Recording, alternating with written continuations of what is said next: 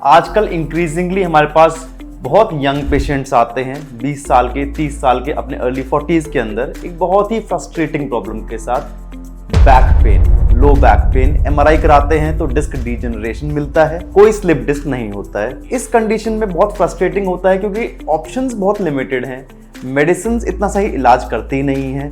जो surgical option जैसे कि एंडोस्कोपी है वो कर नहीं सकते हैं क्योंकि कोई डिस्क स्लिप नहीं है, तो एंडोस्कोपी करके क्या अचीव कर लेंगे। अगर कोई सर्जिकल ऑप्शंस है इस कंडीशन के अंदर, डीजनरेटेड डिस्क इन यंग पेशेंट्स के अंदर, तो वो डिस्क रिप्लेसमेंट होता है या फ्यूजन होता है। ये कभी कभी यंग पेशेंट्स के अंदर थोड़े रेडिकल स्टेप्स हो जाते हैं। इन कंडीशंस में एक बहुत ही प्रॉमिसिंग ऑप्शन होता है जिसको हम कहते हैं इंट्राडिस्कल पीआरपी, मतलब डिस्क के अंदर पीआरपी का इंजेक्शन।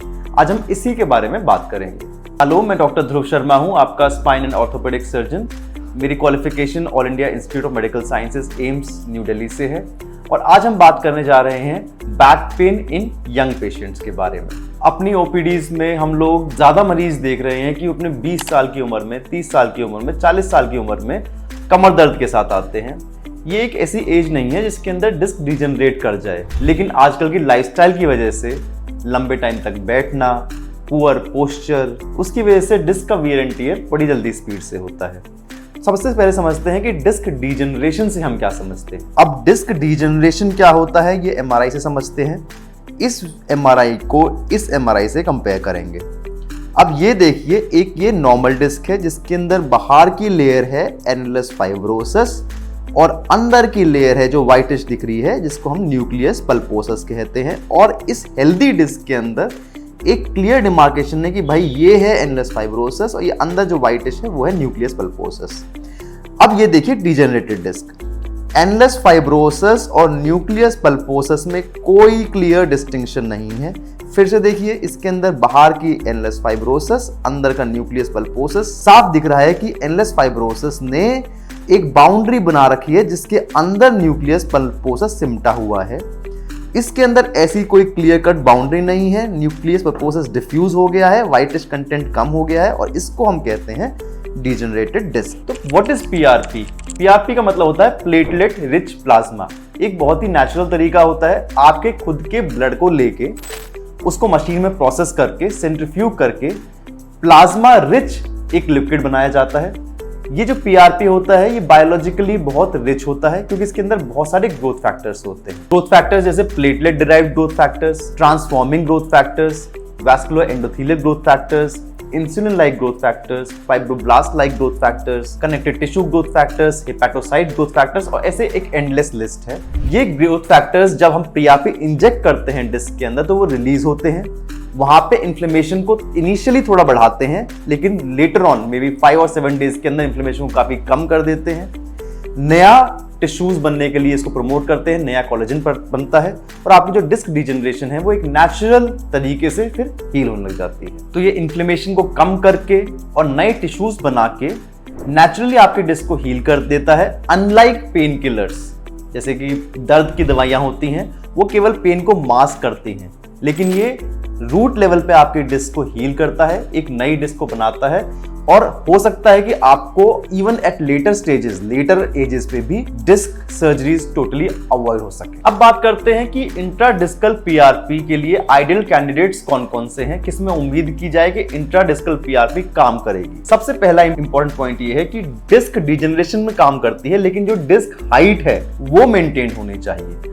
अगर डिस्क हाइट कोलैप्स है मतलब कि जो डिस्क का बाहर की परत होती है जिसको एनुलस फाइब्रोसस बोलते हैं वो भी डैमेज हो चुकी है और इसके अंदर डिस्क डीजनरेट नहीं करेगी चाहे आप इंट्राडिस्कल पीआरपी लगा लें। सेकंड है डिस्क डीजनरेशन लेकिन कोई इंस्टेबिलिटी नहीं होनी चाहिए, मतलब जो आपका स्पाइन है वो स्टेबल रहना चाहिए, उसके अंदर आगे पीछे एबनॉर्मल मूवमेंट्स नहीं रहनी चाहिए, कोई भी फ्रैक्चर नहीं होना चाहिए, कोई भी ज्वाइंट की इंस्टेबिलिटी नहीं होनी चाहिए। थर्ड इंपॉर्टेंट पॉइंट इज कि disc degeneration without nerve root compression. इसका मतलब ये है कि नसों पे कोई दबाव नहीं होना चाहिए।